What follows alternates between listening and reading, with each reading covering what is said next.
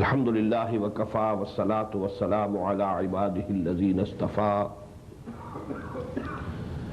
خصوصاً علی افضلہم وخاتم النبیین محمد الامین وعلی آلہ وصحبہ اجمعین اما بعد فقد قال اللہ تبارک وتعالی کما ورد فی آخر سورة الحجرات اعوذ باللہ من الشیطان الرجیم بسم اللہ الرحمن الرحیم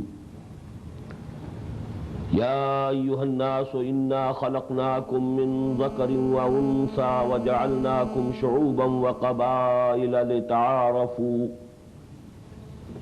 ان اکرمکم عند اللہ اتقاکم ان اللہ علیم خبیر قالت الاعراب آمنا قل لم تؤمنوا ولكن قولوا اسلمنا ولما يدخل الايمان في قلوبكم وان تطيعوا الله ورسوله لا يلدكم من اعمالكم شيئا ان الله غفور رحيم انما المؤمنون الذين آمنوا بالله ورسوله ثم لم يرتابوا وجاهدوا بأموالهم وأنفسهم في سبيل الله أولئك هم الصادقون قل أتعلمون الله بدينكم والله يعلم ما في السماوات وما في الأرض والله بكل شيء عليم یمنون علیک ان اسلموا قل لا تمنوا علی اسلامکم بل اللہ یمن علیکم ان ہداکم للایمان ان کنتم صادقین ان اللہ یعلم غیب السماوات والارض واللہ بصیر بما تعملون صدق اللہ العظیم رب اشرح لی صدری ویسر لی امری واحلل عقدۃ من لسانی یفقہوا قولی اللهم ربنا ألهمنا رشدنا وأعذنا من شرور أنفسنا اللهم أرنا الحق حقا وارزقنا اتباعه وأرنا الباطل باطلا وارزقنا اجتنابه اللهم ربنا اجعلنا من عبادك الذين آمنوا بالله ورسوله ثم لم يرتابوا وجاهدوا بأموالهم وأنفسهم في سبيل الله اللهم ربنا اجعلنا من عبادك الصادقين آمين يا رب العالمين. Dear brothers and sisters and sons and daughters in Islam, as you know, the third and the last part of Surah Al-Hujuraat consists of 6 ayat from 13th to 18th. In the previous session last night, we discussed ayah number 13. Today we shall be having a brief review about this ayah and then proceed to ayah 14 and 15, which are the most profound ayat, not only of this surah al-Mubarakah, but the whole of the Qur'an, on one special subject. This ayah number 13, we translated it, Ya ayyuhan nas, and we noted specially that in this surah, before this ayah, 5 times Ya ayyuhal ladhina amanu has occurred. The address was to the Muslims. Ya ayyuhal ladhina amanu, Ya ayyuhal ladhina amanu, Ya ayyuhal ladhina amanu. But here we find Ya ayyuhan nas. This change of address is not without any reason, without any basis. Ya ayyuhan nas inna khalaqnakum, O mankind, we have created you all. Whether you belong to the east or to the west or to the north or to the south, you might be belonging to any race, you might be having any color of your skin, you might be speaking any language, you might be living in any part of the world. All of you we have created. Min zakarin wa unsa. And we have created you from one human pair, one male and one female. Hazrat Adam and Hazrat Hawa alayhim as-salatu was-salam. وَجَعَلْنَاكُمْ شُعُوبًا وَقَبَائِلًا. And we ourselves have made you, differentiated you into nations and tribes. لِتَعَارَفُوا, with the sole purpose that you should be able to recognize each other, identify each other. إِنَّ أَكْرَمَكُمْ إِنَّ اللَّهِ أَتْقَاكُمْ. Surely, verily, indeed, the most honorable amongst you is he who is most pious, who is the best in deeds, actions, who is the most righteous. Inna Allah alimun khabir. And verily Allah is all-knowing and aware of everything. So he knows who is pious and who has only taken upon himself an outward garment of piety and taqwa and virtue, and who is really pious. We know it, because we know you through and through. We see you through and through. Now this ayah, as I told you, it has two aspects. Because this surah Al-Hujuraat, it is dealing with the community life, collective life of the Muslim Ummah, at social as well as political level. So actually here also, the first addressees are the Muslims. And especially to the context, the three ayat preceding this ayah, actually this ayah is throwing more light on those three ayat. We had the ayah, إِنَّمَا الْمُؤْمِنُونَ إِخْوَةٌ. All mu'mins, all believers, they are like brothers. Now this ayah is adding the dimension. There only one thing that was common between the mu'mins that was referred to, and that is Iman. You are all brothers because you are all mu'mins. To add to it, here two more dimensions have been added to emphasize more on the brotherhood of the Muslims. Not only that you are all believers, you are all creatures of one Allah. You believe in one Allah. Then you all belong to one human pair. You are the progeny of Adam and Eve, alayhi salatu wassalam. So you should behave as brothers. Number two, in the preceding two ayat we found, don't laugh at each other. Don't mock at each other. There should be no derision, no mockery, no scorn, no looking down upon each other, no backbiting, having no bad notions, suspicions. And the root of all these evils is a superiority complex. All these things are based on a superiority complex. We are superior. And the root is cut by this ayah. You are all equal. You are all human beings, all sons of Adam, all created by the same Allah. So there is no one superior, no one inferior. As I told you, according to the Islam, there is no concept of superiority or inferiority among the human beings on the basis of those things which are given to them, which are not acquired by them. Where he was born, what color he had of his skin, which part of the world he was born, of which race he was born, whether he was born a male or a female, he or she, all these things, you know, they are not acquired by any human being. It's not the option, it's not the choice. So all these things, they cannot be made basis of any sense of superiority and inferiority. All human beings by birth are absolutely equal in status. This is actually a very revolutionary idea, but even the enemies of Islam have accepted it, that Islam could do it practically. I quoted the saying of H.G. Wells. Although the sermons of human fraternity and equality and freedom were said before also, we find these sermons abundantly in Jesus Christ. But it must be accepted. It was Muhammad sallallahu alaihi wasallam who established a society practically, actually, on the basis of these principles. And you know, a person belonging to this part of the world, Malcolm X, Al-Malik al-Shahbaz, you know, a very notable person he was, no doubt. And he saw the scene during his Hajj. All races, from all corners of the world, and people having every shade of color, from red to, you may say, you know, the yellow, then browns, then blacks, but there was no distinction whatsoever. It seemed they are all brothers, they are all equal.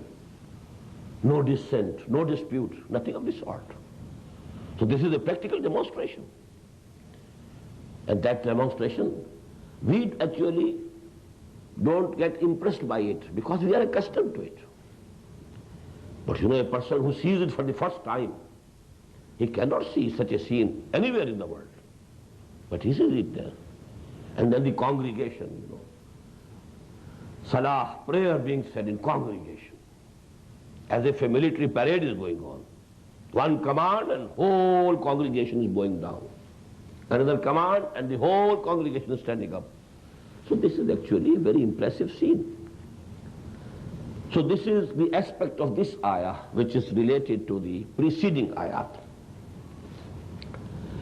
In itself, if we focus our eyes on the wordings of this ayah, we get, you know, a basis, a criterion of who is honorable, who is respectable.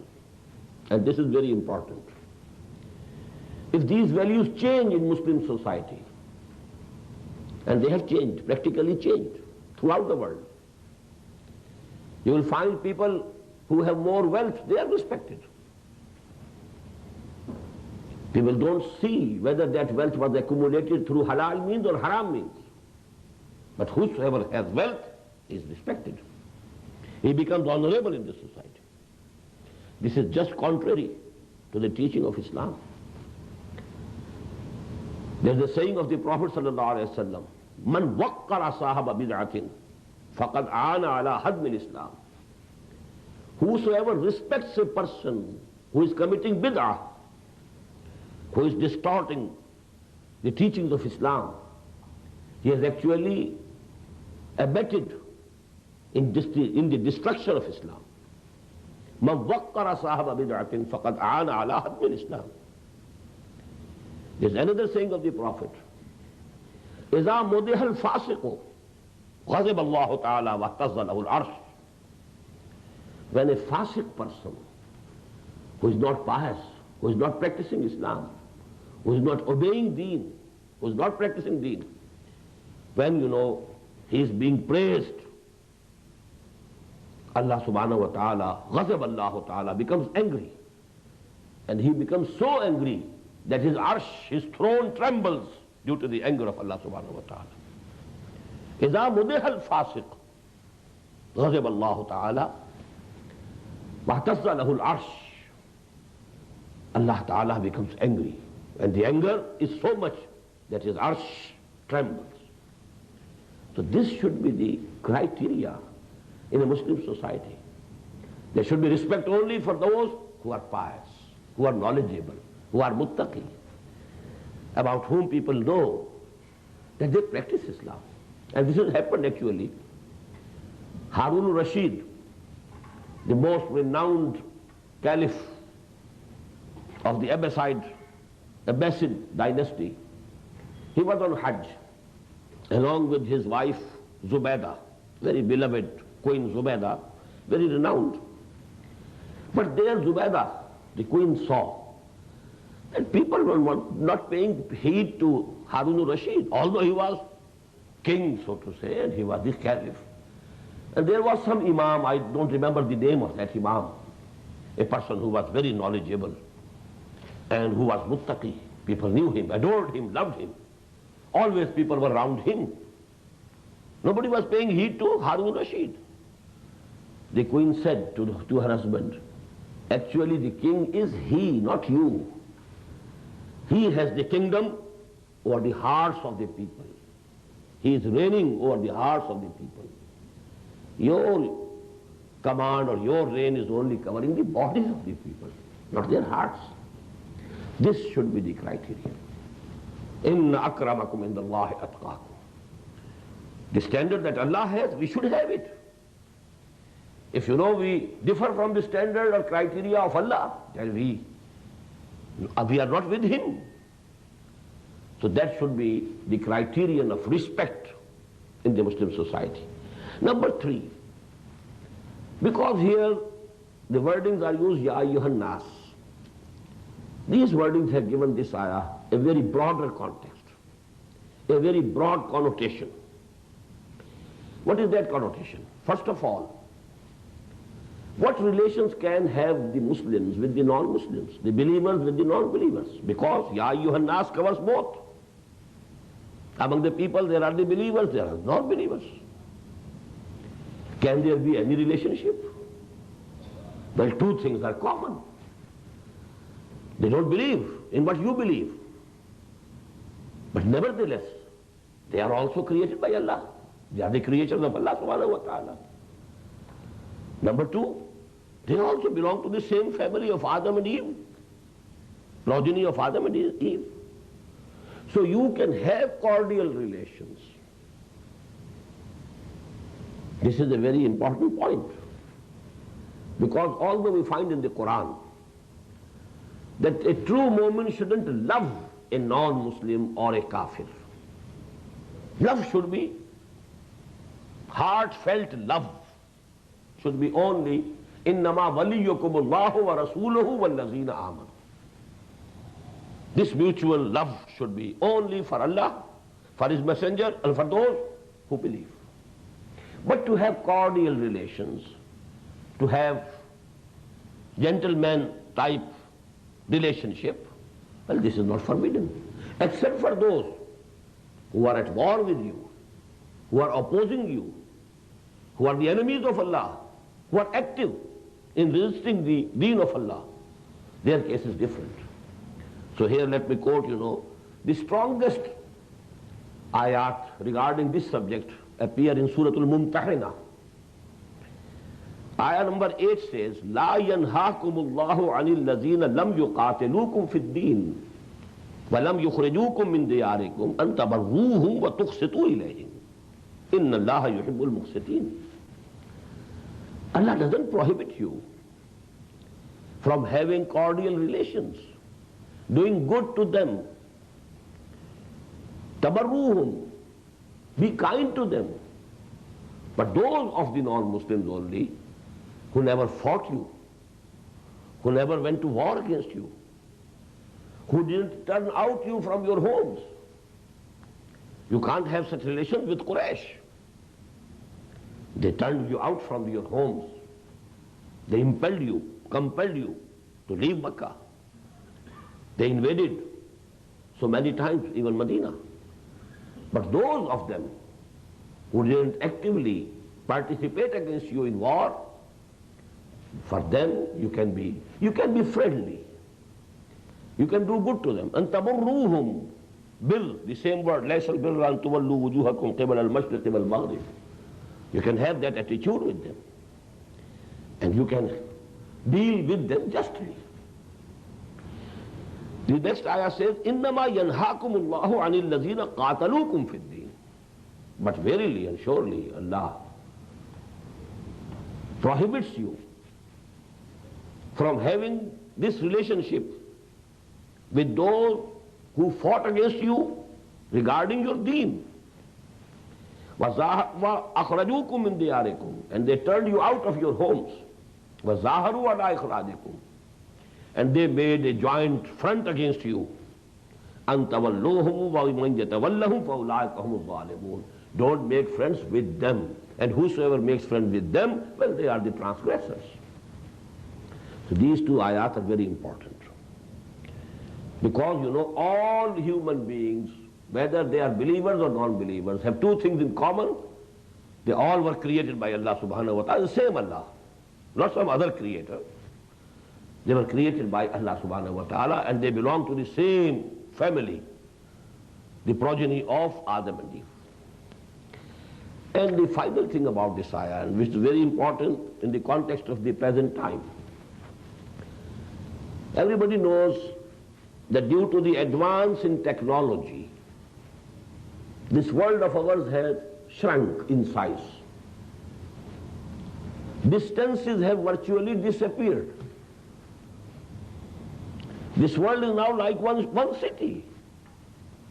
No distances. Media so developed that now this world has become very small. So the need of the time is that people should also feel closer to each other. Their bodies have come very close. The distances in the world have disappeared. So they should be close. But we find the distances in the hearts are the same. Mandigram to digri. We are different. You are something else, I am something else.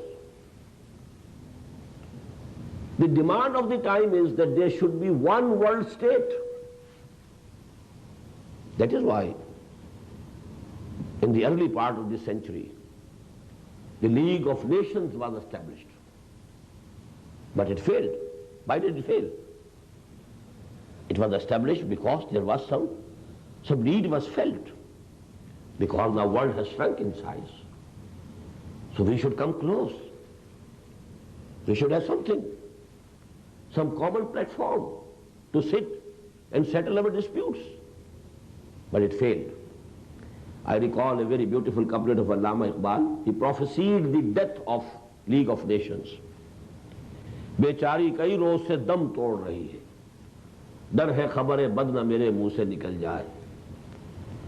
तकदीर तो मुबरम नजर आती है वह, लेकिन पीराने कलीसा की दुआ है कि ये टल जाए। But it couldn't be postponed. It absolutely, utterly failed. But then United Nations was established. This is a clear proof that there is a need. Nothing happens without a need. You know, the axiom is demand and supply. If something is being supplied, there is some demand, there is some need to which this supply is catering. So there is the need. But United Nations has also failed, absolutely failed. It couldn't gain the confidence and trust of the smaller nations and smaller countries. So I wanted to point out that because this world has become small, there is a need for whole of humanity to come closer. But how to come closer? The distances between the hearts are the same. These can only be reduced if the concept of these two common factors is emphasized, that although we might have different colors, maybe we have different cultures, maybe we have different backgrounds, but we all belong to one nation, the progeny of Adam and Eve. And we are all created by one creator, that is Allah, that's God. But for that you must believe in God first. And there's no belief in God. Materialism, this universe has as if come into being by itself, no creator. It's going on and going on by itself, automatically. No controller. يُدَبِّرُ الْأَمْرَ مِنَ السَّمَاءِ إِلَى الْأَرْضِ. We believe in Allah who is controlling this universe, and He is making the tadbir from above towards the earth, from the heavens to the earth. يُدَبِّرُ الْأَمْرَ مِنَ السَّمَاءِ إِلَى الْأَرْضِ. But whosoever doesn't believe, where from can he get something common between these different races and different nations and different, people having different colors? There are some people, some absolutely other type of people, and we are other type of people. Then you have to believe that Adam and Eve, they are, our grandmothers and fathers. So the belief in these two things can bring human beings closer. Although they might have different colors, they might be speaking different languages, they might be living in different parts of the world. I want to invite your attention that I delivered a speech in 1968. It's about 26 years. That is now published in Urdu also. Qur'an or Amne Alam, and English also. Qur'an and the world peace. And I, discussed this question of world peace at 3 levels. First of all, there can be no peace in the world unless people have inner peace within them. The inner tranquility. If you are not at peace with your own self, how can you be at peace with others? And Iman is the basis of Amn, inner peace, tranquility, satisfaction, Nafs mutmainna, no conflicts, no frustrations, la khawfun alayhim wa la hum yahzanun. If people have peace within them, they will emit peace. And every human being in a Muslim society, now the second word is Islam. Again peace, salamati, the social peace. And we are discussing in this Surah Al-Mubarakah, don't laugh at each other, don't look down upon each other, don't deride each other, don't be backbiting each other. All these things. Be brothers, behave like brothers. There is a very beautiful definition of who is a Muslim. The Prophet said, Al-Muslimu man salim al-Muslimina. Al-Muslimu man salim al-Muslimuna min lisanihi wa yadihi. A Muslim is a person from whose hands and tongue the Muslims are safe. He is doing no harm to any Muslim, neither by his tongue nor by his hand. Al-Muslimu man salim al-Muslimuna. A Muslim is a person from whose tongue and hands all Muslims are safe. He is not doing any harm to any Muslim, neither through his tongue nor his hand. So this is the social peace. Then the international peace, the global peace. The only permanent, and that is going to be the final stage, and that is that the just world order of Islam should dominate the whole globe. All people should belong to this community of Muslims. They should all become, and they should all qualify this definition of a Muslim. Al-Muslimu man salim al-Muslimuna min lisanihi wa yadihi. This society, this whole world. But till such time, and this is going to happen.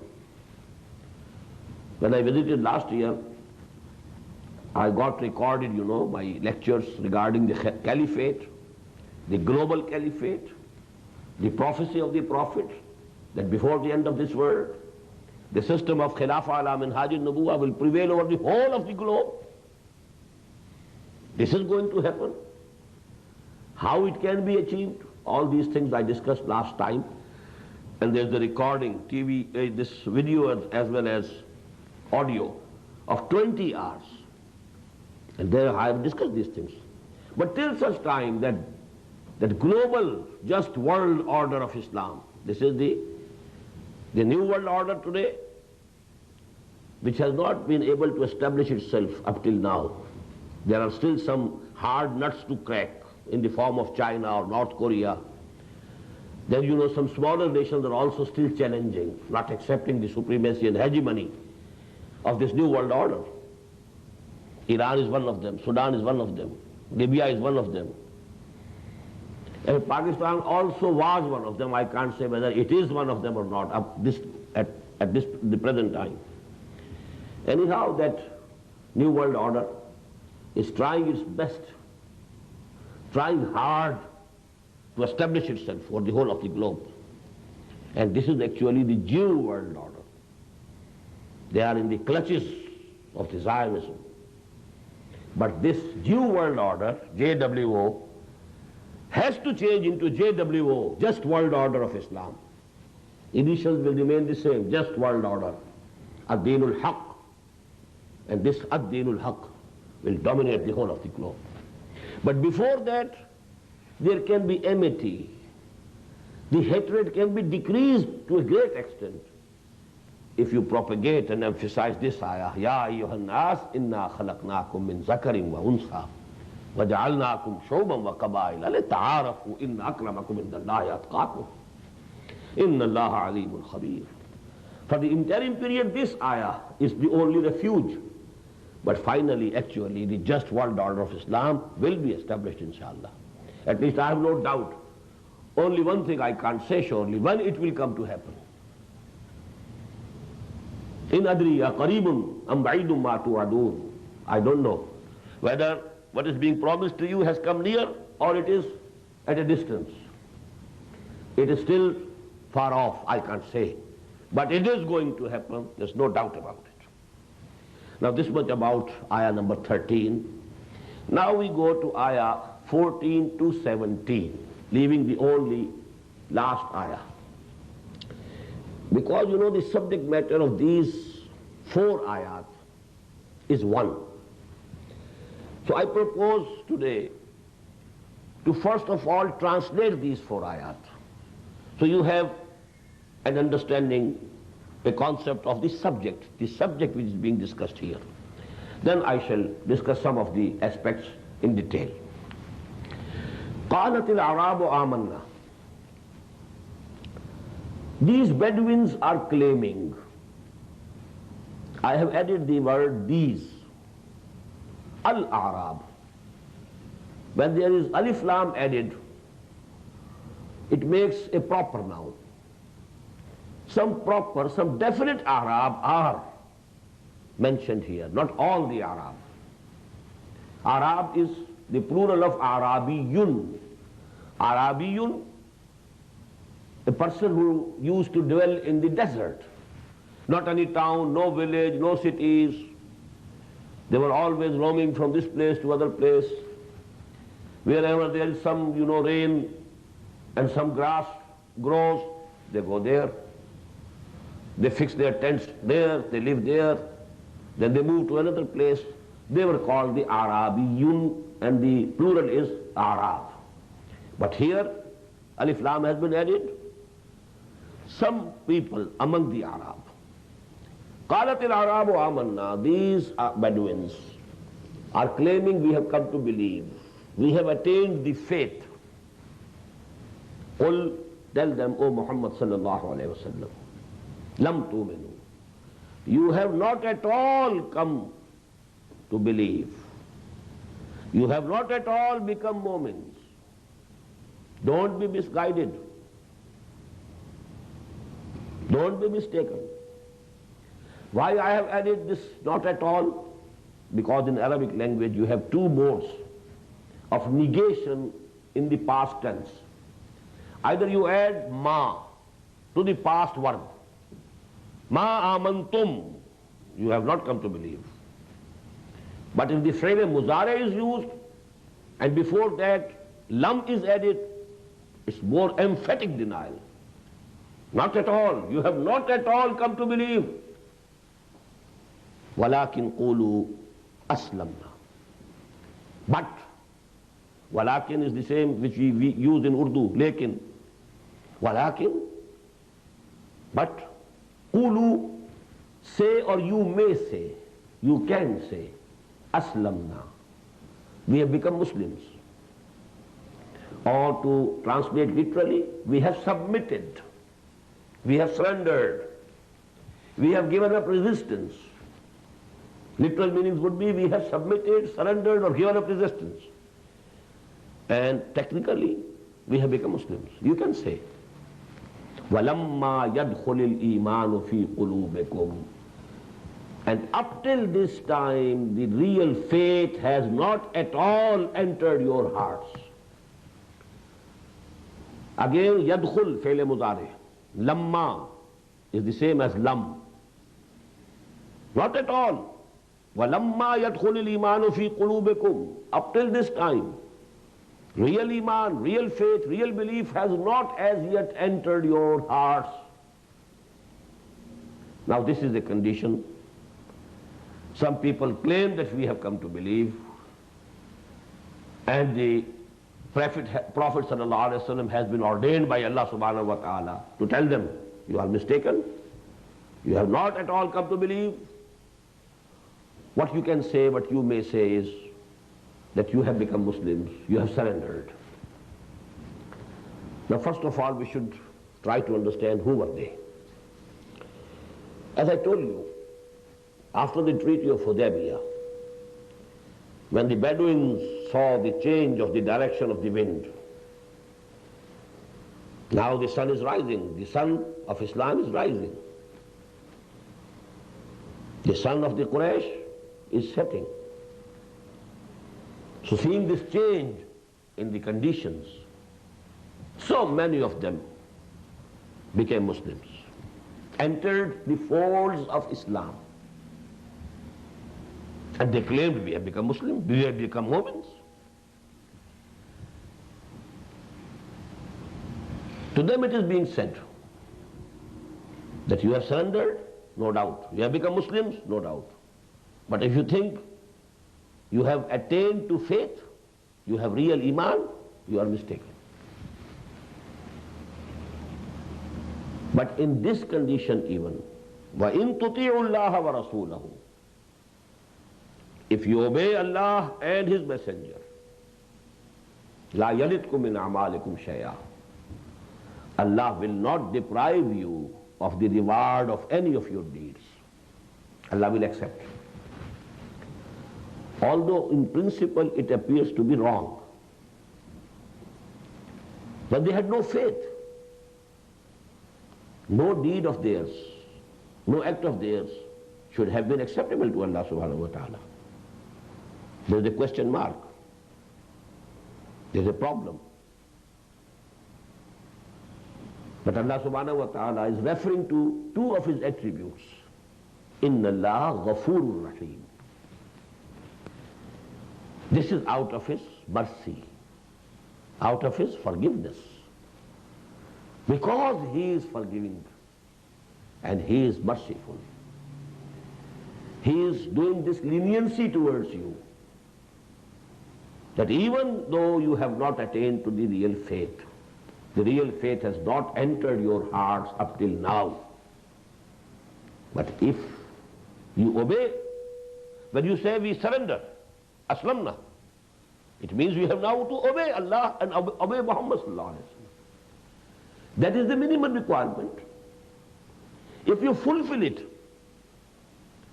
because Allah is forgiving, Allah is merciful, Allah is lenient, Allah is Rauf, Allah is Rahim, Allah will not deprive you of the rewards of any of your good deeds. But there is a note of caution here. This obedience has to be total, not partial.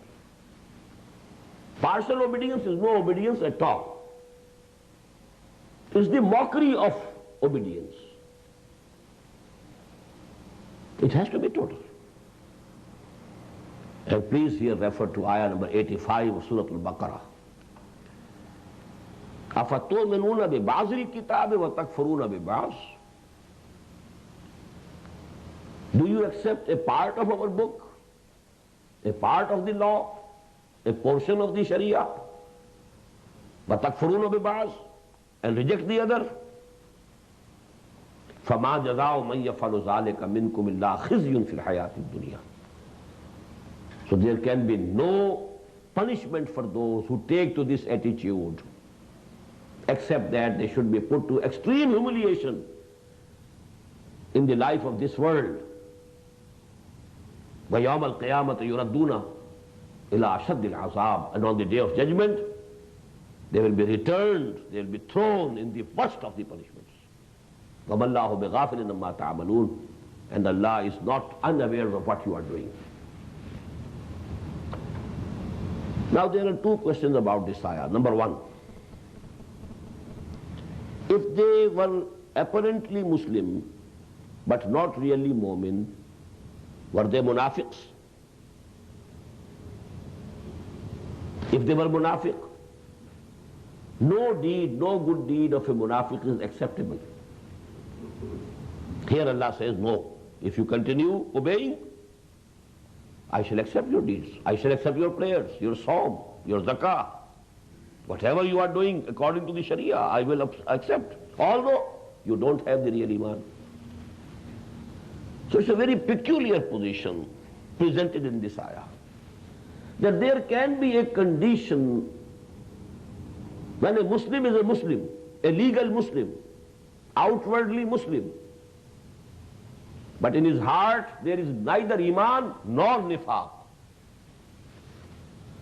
To some people it is unimaginable. Some people say, and there are so many mufassirin who say that they were munafiqs. But Allah says that real Iman has not as yet even entered your hearts. What does it mean? A Muslim without Iman is a munafiq. But the question is, how can the good deeds of a munafiq be acceptable to Allah? Here Allah is saying in clear words, وَإِن تُطِيعُوا اللَّهَ وَرَسُولَهُ لَا يَلِدْكُم مِّنْ أَعْمَالِكُمْ شَيْئًا. This difficult problem has been solved by Imam Ibn Taymiyyah rahimahullah. He wrote a book, Kitabul Iman. It's quite a voluminous book. And all the discussions about Iman which were there in his time, he has fully done justice to all the issues. And it is a very important event of my life. Just by out of an incident, I came, to know that this is his opinion. I had that idea already. Myself and a very learned person, Maulana Abdul Ghaffar Hassan, maybe many people know him. He was one of the topmost leaders of Jamaat-e-Islami at one time in Pakistan. We were in a mosque in I'tikaf in the last days of Ramadan. There we disagreed and we were discussing about this ayah. My point of view was that they were not munafiq, because Allah says, I will accept your obedience, your acts and deeds. I will not deprive you of the good rewards of your good deeds. They cannot be munafiqs. He was insisting that when Allah says that the real faith has not entered your hearts, they were Muslims. A Muslim without real faith is a munafiq. Suddenly a person came, one of the ulama of that city. He sent us a book. That is that book, Kitabul Iman, by Imam Taymiyyah, Ibn Taymiyyah rahimahullah. Because I came to know that you both are in the mosque doing I'tikaf, I'm presenting this book. Maybe you study it. And when I opened it, just, the same subject was discussed. And Ibn Taymiyyah clearly says that there is a condition of a Muslim. He is a Muslim, but neither a mu'min nor a munafiq. And I actually explained it through the principles of mathematics. A Muslim is outwardly a Muslim, legal Muslim. Within his heart there will be three conditions. You have, in the graphs, there's 0 point. On the right side, +1, +2, +3, +4, +5, go on.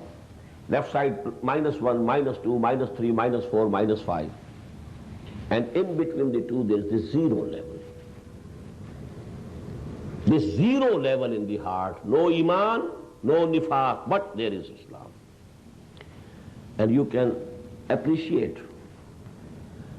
that most of the people who entered the pale of Islam after the victory came to Muhammad sallallahu alaihi wasallam, they fell in this category. They were neither Mu'mins, nor they were Munafiqs. Munafiq were only those people who were deceiving. There were certain people who only accepted Islam with a view to wait now for some time, and then we shall see if there is any chance.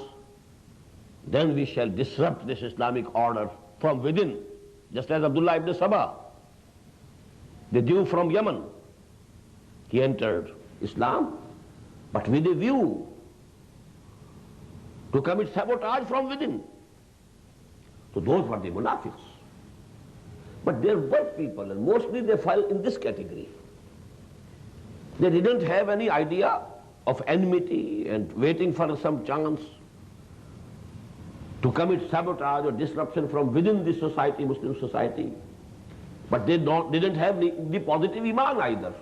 Just because now all people are going and all people are accepting Islam, now because Islam is the rising power, go ahead, it's no use continuing resistance. Now the matter is clinched. When Quraysh have recognized Muhammad sallallahu alaihi wasallam, what can we do? How can we stop him? The supreme power in the Arabian Peninsula, it had to have a treaty with Muhammad sallallahu alaihi wasallam, his companions. So go ahead, accept Islam. So this acceptance of Islam was neither positively with real iman nor negatively with an intention of internal sabotage later on. But in their hearts there was neither iman nor nifaq, but they were Muslims. Now please come to a very important point. If we look to the Muslims of today, 99.9% of the Muslims fall in this category. Some of the more enthusiastic activists of Islam, they tend to call the Muslims of today as munafiq. Why? They are not practicing Islam. They say we accept Allah as our Lord, not accepting His commandments. They say, Muhammad, we have accepted. He is the messenger of Allah. Razitu billahi rabban wa bi Muhammadin rasulan wa bil Islam deena. Not following him. They say we believe in Qur'an, but not accepting the injunctions of the book. So they are munafiq. No, they are not munafiqs. Nor they have the real iman. If they had the real iman, how come they are not practicing? If there is real iman in the heart, the total behavior must change. Iman is not such a useless thing. Real iman, real faith, real conviction. It will bring about a revolution in your attitude, in your behavior. So neither we have iman. And I give you a very simple proof that we are not mu'mins.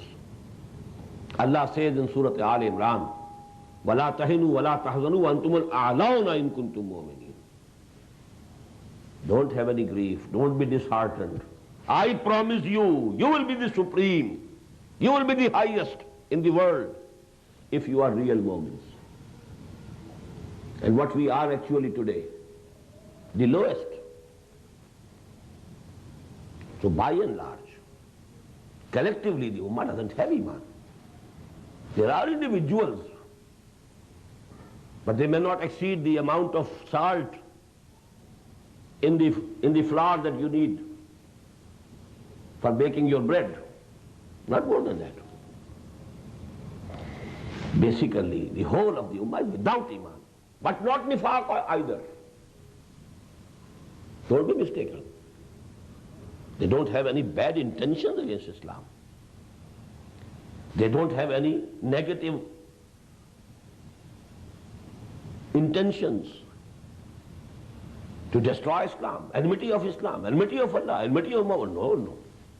Majority of the Muslims, they don't have nifaq either, they don't have iman. But they are Muslims.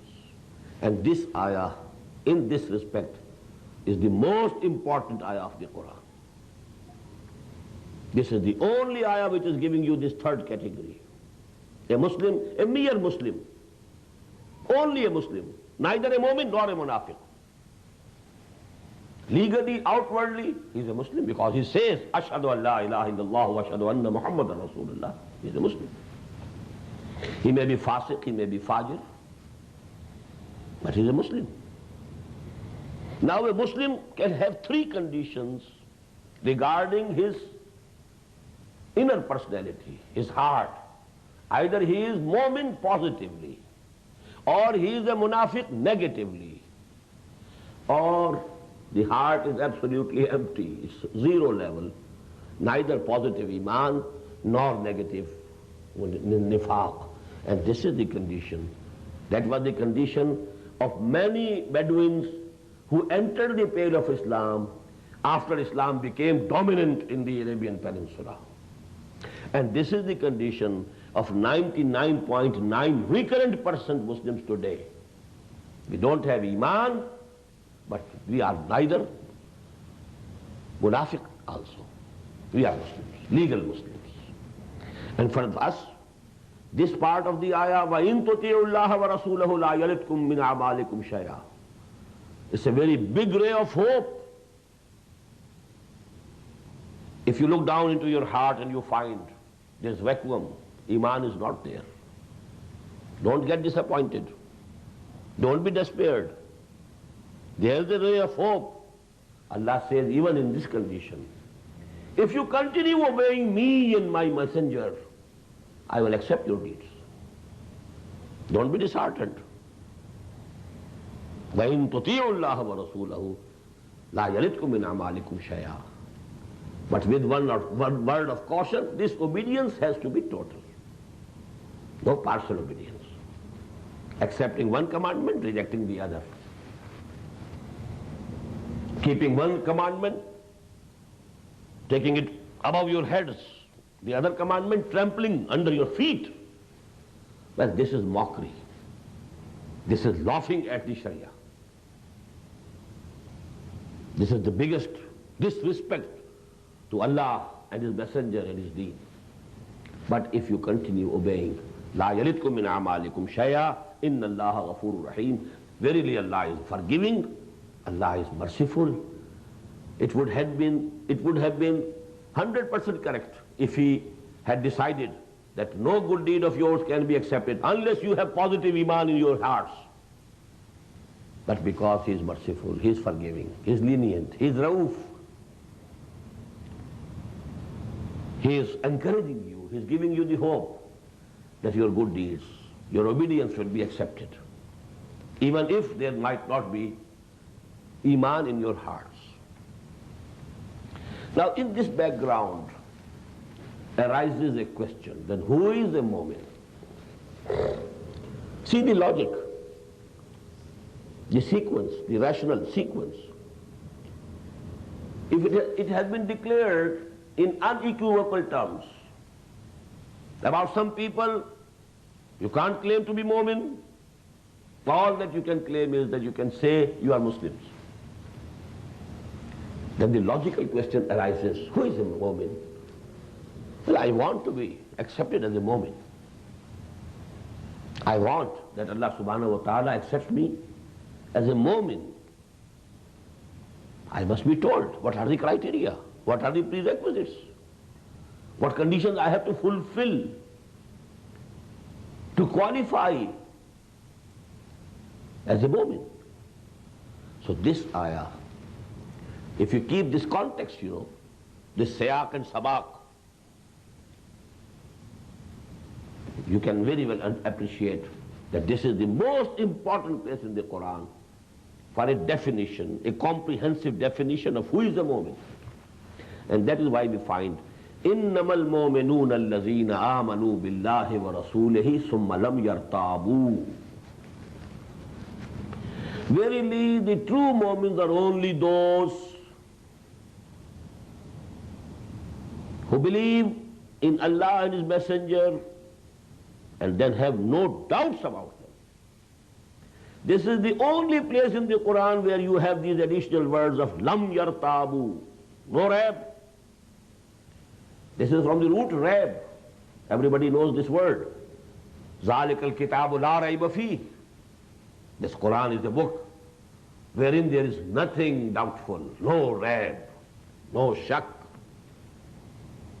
And this is the word yartabu. Innamal mu'minuna alladhina amanu billahi wa rasulihi. And innama, please note, it's called uslub al-hasr, style for limiting and restricting in Arabic language. What's the difference? When you say Zaid is an alim, And when you say only Zaid is alim, the second sentence has a different connotation. Here ilm is munhasir, restricted to the personality of Zaid. When, according to the first sentence, Zaid can be an alim, any other person can also be an alim. Zaid is an alim, and only Zaid is the alim. It's the difference. Innama gives this sense of restricting. Innamal mu'minun. True mu'min are only those people. Alladhina amanu billahi wa rasulihi. Who came to believe in Allah and His Messenger. Summa lam yartabu. But this belief in Allah and His Messenger reached the level of personal conviction. The conviction in the heart. That is why it was said about the former people, the real faith has not as yet entered your hearts. If it enters the heart of a person, it becomes a conviction. إِنَّمَا الْمُؤْمِنُونَ الَّذِينَ آمَنُوا بِاللَّهِ وَرَسُولِهِ ثُمَّ لَمْ يَرْتَابُوا. First precondition, prerequisite of qualifying as a mu'min, that this iman should reach the level of conviction, which we call yaqeen. And Iqbal says very beautifully, yaqeen paida kare nadan, yaqeen se haath aati hai, wo darweshi ke jiske samne jhukti hai faghfuri. You need yaqeen, not only a verbal attestation of iman, yaqeen, conviction. So the first prerequisite, yaqeen. Iman reaching the level of yaqeen. And the second, وَجَاهَدُوا بِأَمْوَالِهِمْ وَأَنفُسِهِمْ فِي سَبِيلِ اللَّهِ. And then they waged jihad for the cause of Allah and spent all their worldly belongings as well as their bodily capabilities and resources. أُولَٰئِكَ هُمُ الصَّادِقُونَ. Again that uslubul hasr. Only such persons are true if they claim to be mu'min. Ulaika humus sadiqun. This we call in Arabic jami' or mani' tarif. This is the logic. If you want to define a thing, the definition should be jami'. All the essential elements of that thing should be included in that definition. It should be mani'. Nothing additional should be included in it. So a definition, it should be jami' and mani'. All the necessary elements must be included. No additional concept should be allowed to enter. So this ayah number 15 gives us, and that way I told you, this place of the Qur'an, these two ayat are one of the most profound ayat of the Qur'an, most important ayat of the Qur'an. Only at this place in Qur'an, Islam and Iman have been differentiated. Absolutely differentiated. Islam accepted, Iman, no, you don't have any Iman. And then a definition of mu'min, who is a mu'min? And two prerequisites, yaqeen within, and jihad in action. Without these two elements, there can be no iman, there can be no mu'min. أقول قولي هذا واستغفر الله لي ولكم ولسائر المسلمين والمسلمات.